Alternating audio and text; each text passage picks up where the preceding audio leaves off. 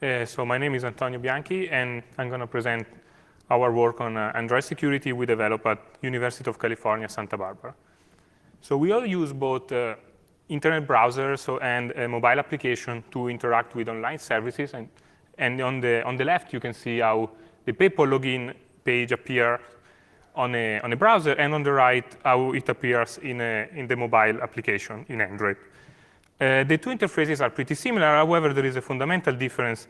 That is that in the browser, we have a trusted indicator that is the URL bar that is showing us the origin of the content we are interacting with. Unfortunately, we don't have the same indicator in a mobile application. So we investigated this problem, and we found that not only we don't have origin indication in mobile applications, but also the graphical separations between different applications is not that strong as, for instance, between different tabs in a browser. And in addition, the separation between apps is not complete. And for instance, an application can know the application a user is currently interacting with. So the combination of these three aspects allows an attacker to easily perform attacks like phishing attacks, as I'm going to show you in this video. So in this video, user simply open Facebook. This is the legitimate Facebook login page. And so now we are going to open a malicious application. So, OK. So this is the malicious application. So now the malicious application is running in background now. And now the user is trying to open Facebook again.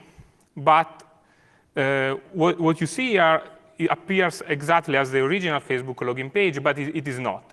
It is a window spawned by the malicious application because the malicious application detected that the user was trying to open the legitimate Facebook application and cover it with a malicious window, malicious Facebook login page.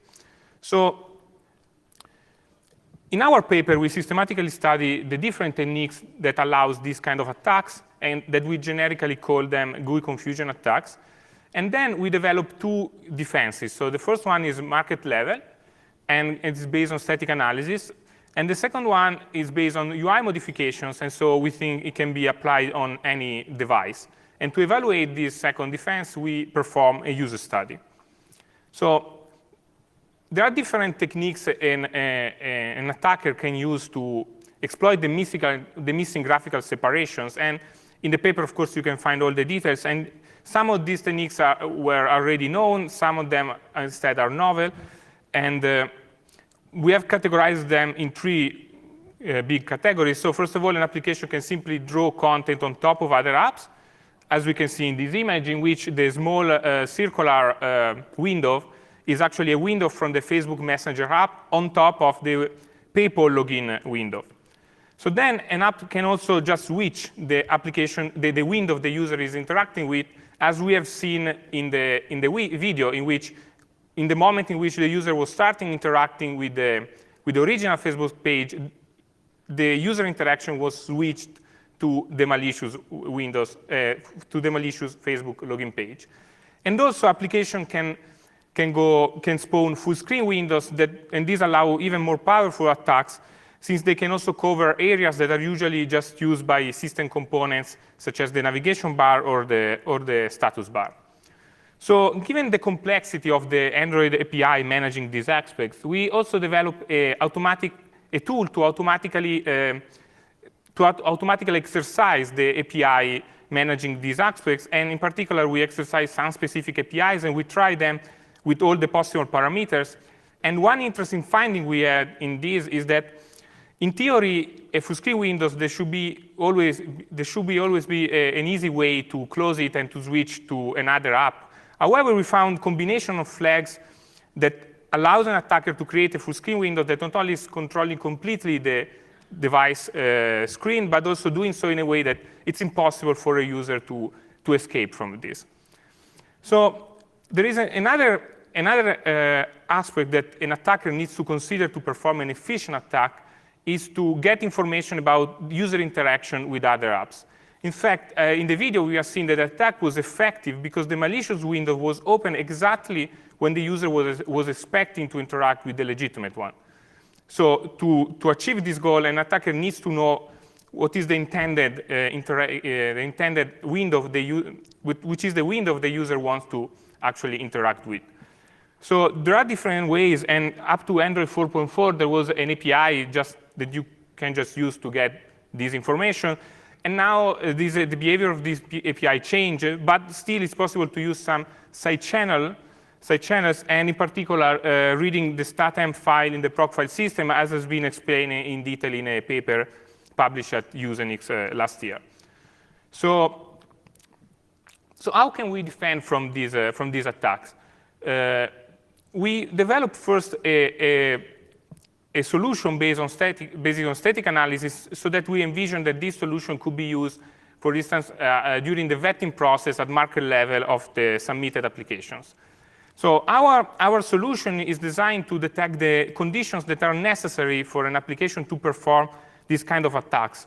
In particular, we check if these two features are present in an app. So we check if an app is trying to detect which app the user is interacting with, and also if an app is using a technique to jump or draw some content on top of other apps. To detect these two features, we use code slicing, and of course you can find the details in the paper, and we check if specific APIs are called with specific parameters. We've also checked if the code location where the first two features are detected are connected in the control flow graph, and to do so, we do simply control flow analysis. So this is an example of a sample our tool was able to detect, and this sample is pretty interesting because it's waiting for the user to open the official Google Play Store app, but then it's showing on top of it a malicious windows asking for credit card information. But what is interesting is that this windows actually is mimicking the legitimate window that the Google Play Store opens when, for instance, a user wants to buy not free content. So we also ran our tool on larger data sets of applications, and we were able to find interesting samples in both a set of malicious apps and a set of benign apps. And we found, in fact, a lot of samples that heavily interferes with Android user interface. And also we found a particularly interesting category for applications that are legitimate, but they perform really similar to an attacker. Because these applications are called app lockers, are designed to basically prevent a user to interact with specific apps. And they do so by checking which is the app a user wants to interact and covering it with a window, unless an unlocked password is inserted. So from these results, we can see that our tool is able to detect application that heavily interferes with the Android user interface. But to actually understand exactly if this interference is benign or malicious, we need to understand the semantic of an app. We need to understand if the goal the app is trying to achieve is really benign or malicious. So we could rely on manual analysis, but we also decided to design a different solution to this problem that is based on modification on the Android user interface. So the idea is the underlying root cause of this problem is that the user has no way to understand which is the app is currently interacting with, and has no way, in other words, he has no way to understand the origin of the content he is interacting with. So to solve this issue, we designed a security indicator that you can see on the bottom of this slide that is basically showing the origin of the window a user is interacting with, and we designed it to be similar to how a modern browser is showing information about the origin of a page a user is interacting. So the first problem we had to solve in designing this security indicator was to choose which kind of information about the origin of an app we want to provide to the user. So we could have shown to the user the icon of an app or the name or the developer name from the market. However, this information is not really reliable. For instance, in this image, I'm showing you what appears if you look for the popular 2048 game in the Google Play Store.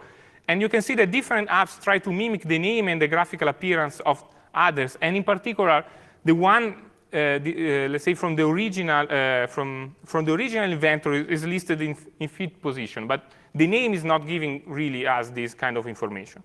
So we decide to take a different solution, so to rely on an existing SSL AV extended validation infrastructure.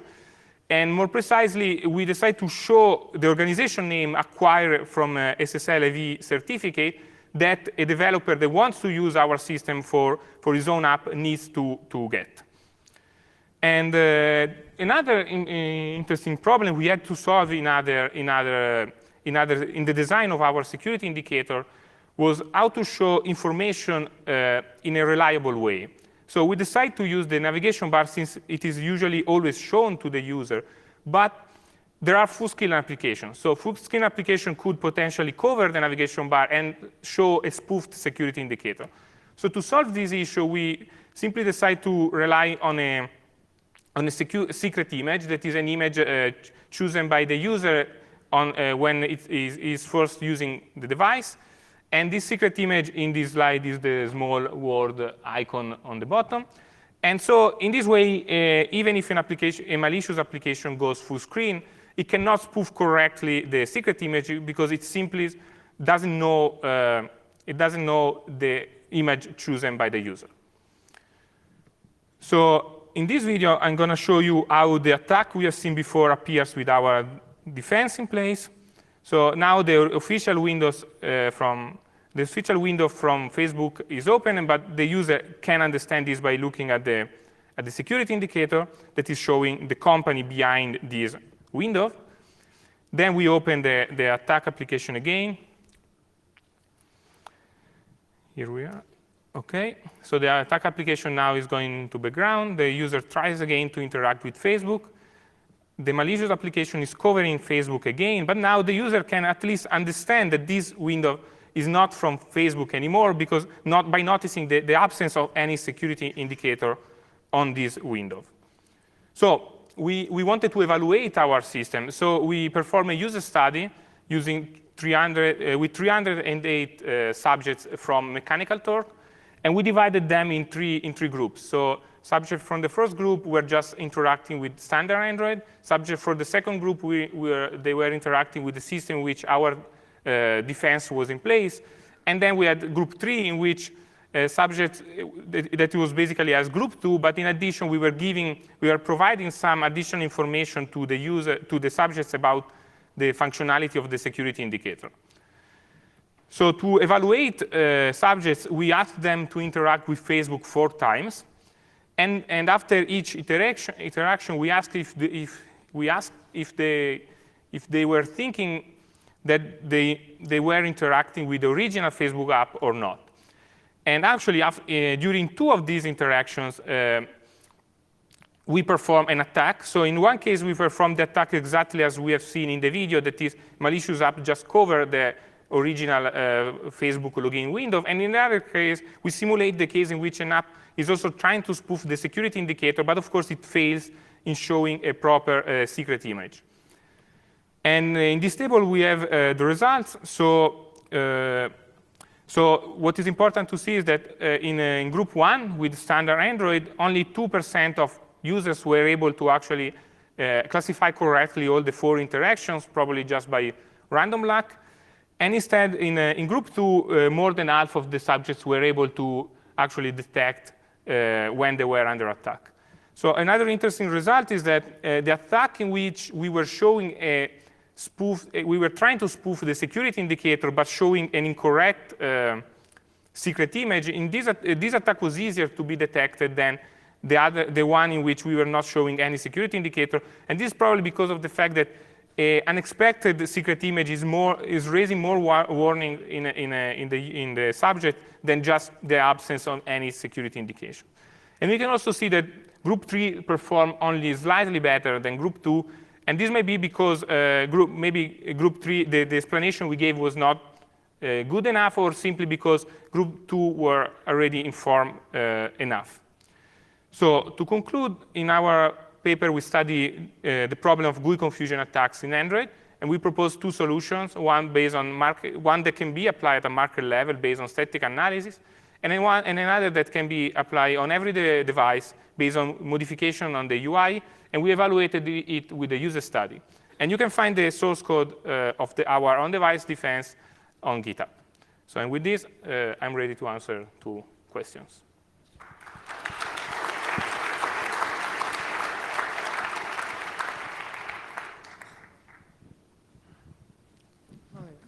Simpson Garfinkel on this. There's been a lot of research on the desktop that users ignore security indicators. And so I was wondering why you thought that they were not ignoring your security indicator. Is it because they were in an artificial study and they might grow used to it over time, or something else? So, so there is a lot of research on desktop and also, of course, on browsers about security indicators. And it's true that a lot of papers say that security indicators on browsers are not really effective, but there are also papers, for instance, there is Alice in Warning Land, that is a recent paper that is showing how a proper security indicator is actually effective. So for this reason, we try to simulate how modern browsers show security indication. And you can also find the comparison between a modern browser and our defense. You can find it exactly in the paper, exactly how we are kind of similar. And so, what prevents the malware from reading the security indicator? So we save the secret image in a folder that is not accessible to. And they can't screenshot the screen? So screenshots in Android are always mediated by the operating system. So and in any case, they require user input. But we change the API provided by the operating system so that that region is not screenshotted.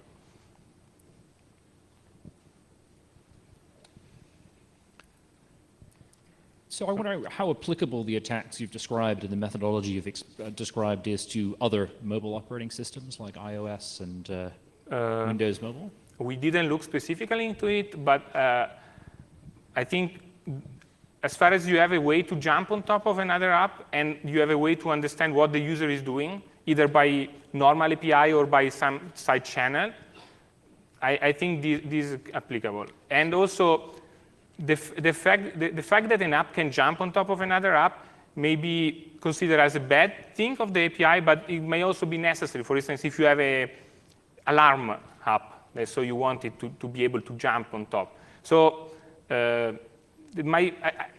didn't look specifically into other operating systems, but as far as you have these two things, I think it's applicable. Yeah, I just wondered because I think those systems don't seem to suffer from these problems. And so maybe a moral of the story is that this is a bad operating system design choice rather than a good operating system design choice.